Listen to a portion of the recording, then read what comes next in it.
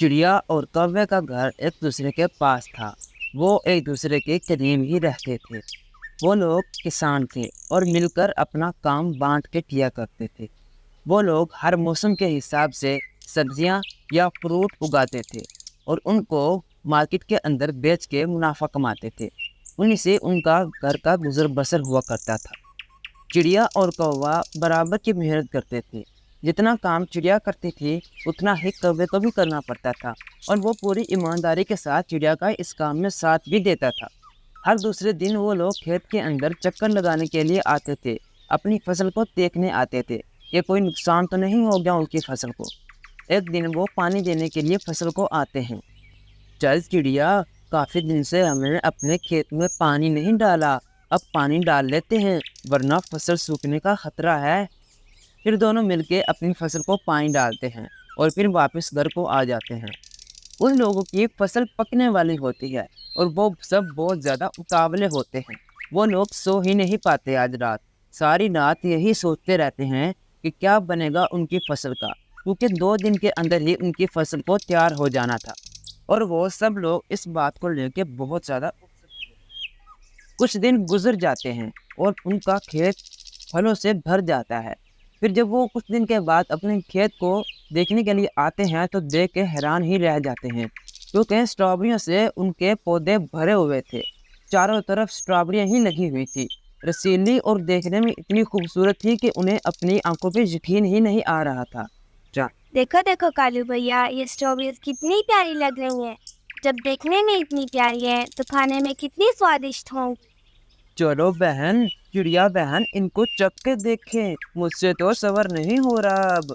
फिर वो दोनों स्ट्रॉबेरियां को चख के देखते हैं कि उनका स्वाद कैसा है। क्या वो जितनी खूबसूरत नजर आ रही हैं उतनी स्वाद में भी हैं। चख। अरे वाह कालू भैया वाह, जितनी स्ट्रॉबेरीज देखने में प्यारी लग रही थी उससे कहीं ज्यादा ये खाने में स्वादिष्ट लग रही हैं।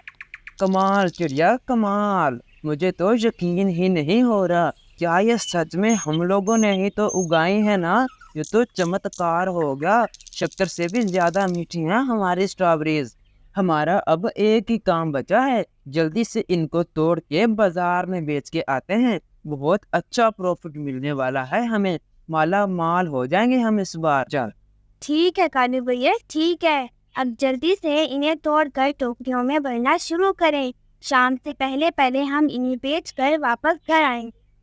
वो दोनों बड़ी ही मेहनत से स्ट्रॉबेरियों को पौधों से अलग करते हैं, टोकरियों में भर लेते हैं और शाम से पहले पहले उनको बेचने के लिए दुकानदार के पास पहुंच जाते हैं। उनको बड़े ही अच्छे दाम पर उनकी सारी की सारी टोकरियां बिक जाती हैं। उनके पास बहुत ज़्यादा पैसे होते हैं और वो पैसे लेके वापस अपने घर आ जाते हैं। और अब वक्त था उनकी कमाई को बांटने का।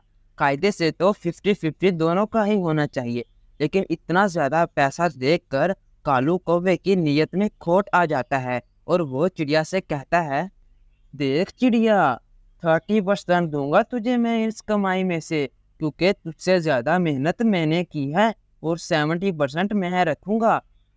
अरे काजल भैया, ये आप क्या कह रहे हैं? मेरा भी तो उतना ही हक है जितना आपका हक है। मैं भी तो आपके साथ 24 घंटे काम करती थी। मैं कौन सा 24 घंटे आराम करती थी घोंसले में बैठकर। मुझे भी अपना उतना ही हक चाहिए जितना आपका हक है। क्योंकि चिड़िया के पास कोई और चॉइस नहीं होती, तो उसको मजबूरन वो रकम रखनी पड़ती है। अगर वो रकम ना रखती तो सारा साल उसको भूखा मरना पड़ता। और वो मायूस होकर वापस अपने घोंसले में चली जाती है। और उधर घोंसले में कालू कौवा नई तरकीब सोच रहा होता है। इस बार तो मैं अपनी खुद की फसल उगाऊंगा, मैं तो नहीं करूंगा उस चिड़िया के साथ काम। इतनी अच्छी फसल हुई थी इस बार और उस कमबख्त को पैसे देने पड़ गए मुझे। अगली बार खुद की फसल उगा के सारे पैसे खुद बटोरूंगा मैं। उसकी ये सारी बातें चिड़िया घोंसले के बाहर बैठी सुन लेती है, क्योंकि नया सीजन आ गया था और खेती का टाइम था। चिड़िया उससे खेती के बारे में बात करने के लिए आई थी। हाँ हाँ गिटिया कोले कोले, इस बार मैं अपनी खुद की खेती बाड़ी करूँगी। मुझे भी कोई शौक नहीं है तुम्हारे साथ काम करने का। पिछली बार तुमने मेरा हंस मारा था और उसकी सजा तुम्हें मिल करेगी। इस बार मैं तुमसे ज्यादा प्रॉफिट कमाऊंगी। और इस बार चिड़िया اپنی فصل میں تربوز اگانے کا ارادہ کرتی ہے۔ وہ اس بار تربوز کی فصل اگانے کا سوچتی ہے اور اسے کاپی کرتے ہوئے کالو کوا بھی تربوز کی ہی کھیتی کرتا ہے۔ ایک دن جب دونوں اپنے اپنے کھیتوں میں کام کر رہے ہوتے ہیں تبھی کالو کوا اس سے کہتا ہے، ارے چڑیا، کیا کر لے گی تو اکیلے؟ پچھلی بار تیرے ساتھ میں تھا جس کی وجہ سے تجھے 30% تو مل گیا تھا۔ اس بار تو اپنا سارا پیسہ ڈبوئے گی اس کھیت میں۔ میں تجھے ابھی سے بتا رہا ہوں، ابھی بھی ٹائم ہے، تو میں پھر سے اس بار 30% دے دوں گا۔ میرے ساتھ مل جا اور میرا حکم مانتے ہوئے میرے ساتھ کام کر۔